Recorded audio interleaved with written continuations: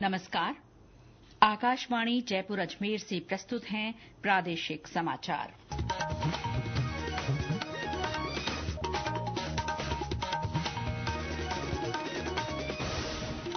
मुख्य समाचार। भारत और पाकिस्तान के बीच युद्ध विराम लागू। विदेश सचिव विक्रम मिस्री ने प्रेस वार्ता में जानकारी दी। युद्ध विराम से पहले भारत पाक तनाव के मद्देनजर मुख्यमंत्री भजनलाल शर्मा ने सर्वदलीय बैठक की। कहा, प्रदेश किसी भी स्थिति का सामना करने के लिए तैयार। उप मुख्यमंत्री तथा महिला और बाल विकास मंत्री दिया कुमारी ने पोषाहार वितरण में मिलने वाली शिकायतों का पारदर्शिता से निपटारा करने के निर्देश दिए।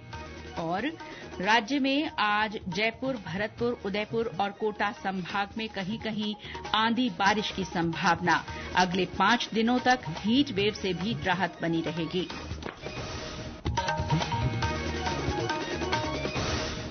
समाचारों के साथ मैं शीला चावला। और अब समाचार विस्तार से। भारत और पाकिस्तान के बीच सैन्य कार्यवाही पर रोक लग गई है। विदेश सचिव विक्रम मिस्री ने अब से कुछ ही देर पहले प्रेस वार्ता में ये जानकारी दी। उन्होंने बताया कि दोनों देशों के बीच आज शाम 5 बजे से युद्ध विराम पर सहमति बन गई है।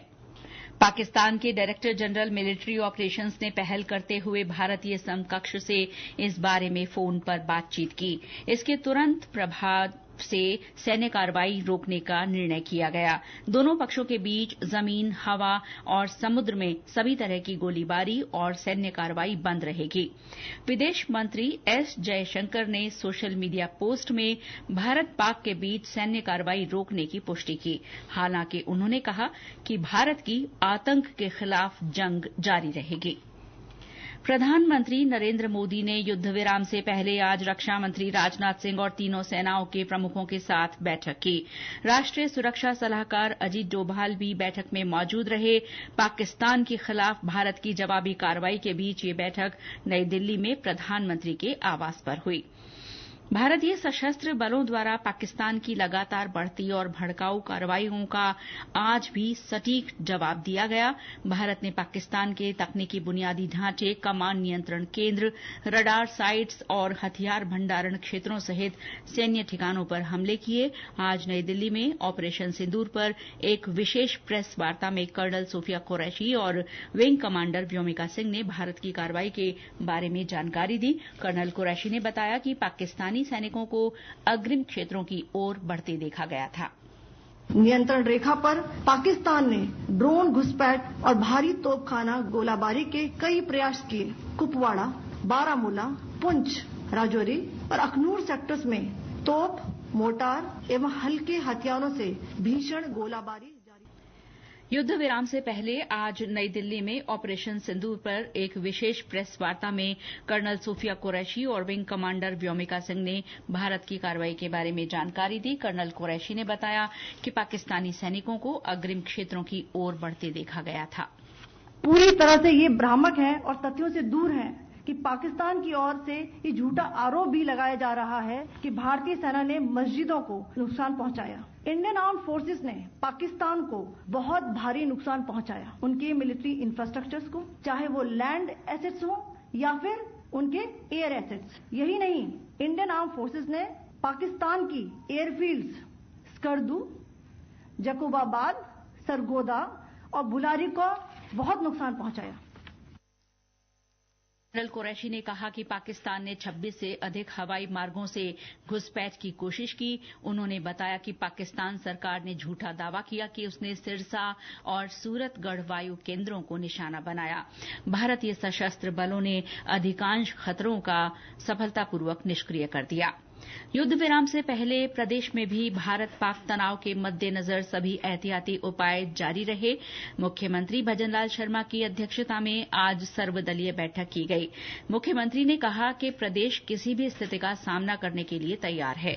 श्री शर्मा ने कहा कि आपात स्थिति के लिए परिवहन, दवाइयां, भोजन सहित सभी जरूरी कार्यों के लिए सीमांत जिलों को रिवॉल्विंग फंड उपलब्ध करवाया गया है।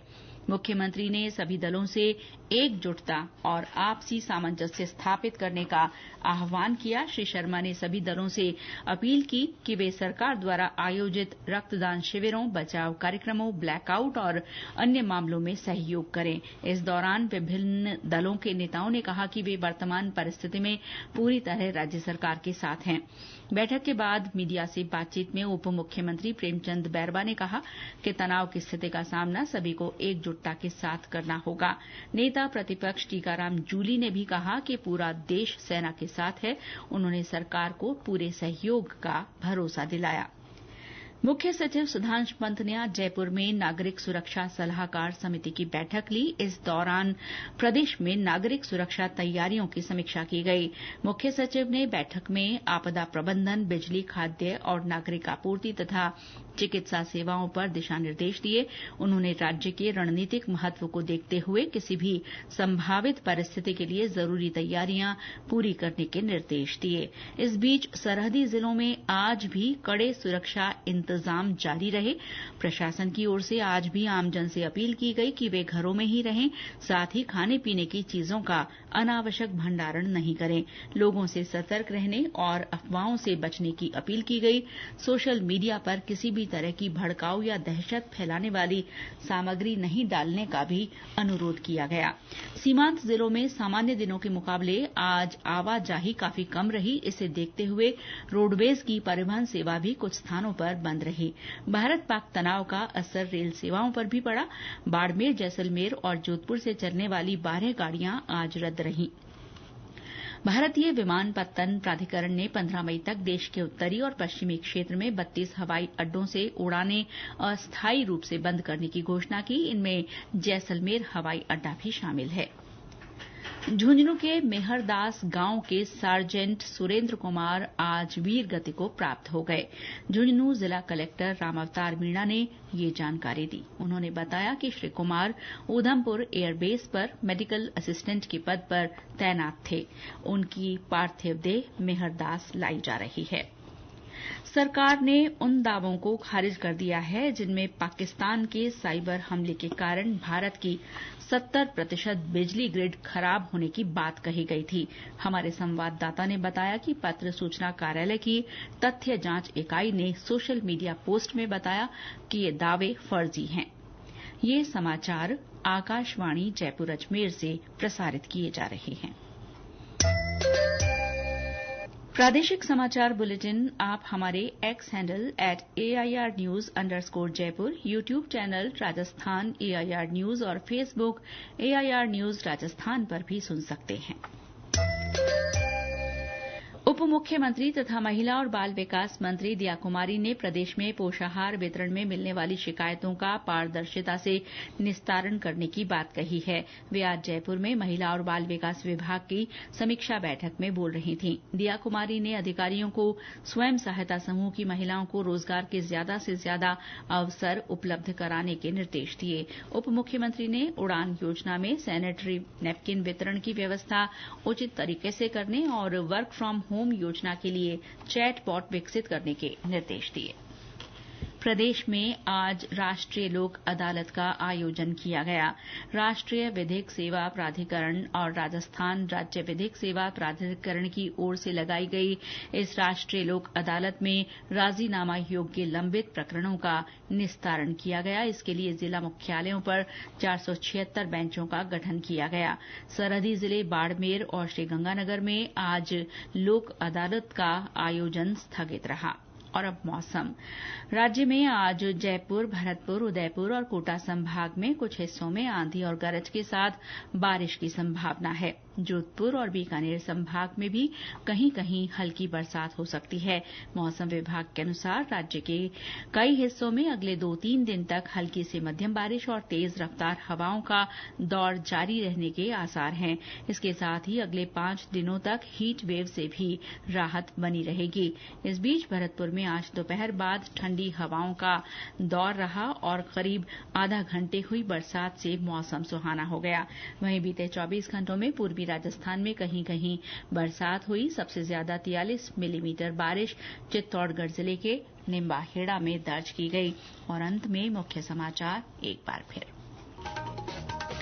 भारत और पाकिस्तान के बीच युद्ध विराम लागू, विदेश सचिव विक्रम मिस्री ने प्रेस वार्ता में जानकारी दी। युद्ध विराम से पहले भारत पाक तनाव के मद्देनजर मुख्यमंत्री भजनलाल शर्मा ने सर्वदलीय बैठक की, कहा प्रदेश किसी भी स्थिति का सामना करने के लिए तैयार। उप मुख्यमंत्री तथा दिया कुमारी ने पोषाहार वितरण में मिलने वाली शिकायतों का पारदर्शिता से निपटारा करने के निर्देश दिए। और राज्य में आज जयपुर, भरतपुर, उदयपुर और कोटा संभाग में कहीं कहीं आंधी बारिश की संभावना। अगले 5 दिनों तक हीट वेव से भी राहत बनी रहेगी। इसी के साथ प्रादेशिक समाचार बुलेटिन समाप्त हुआ। नमस्कार।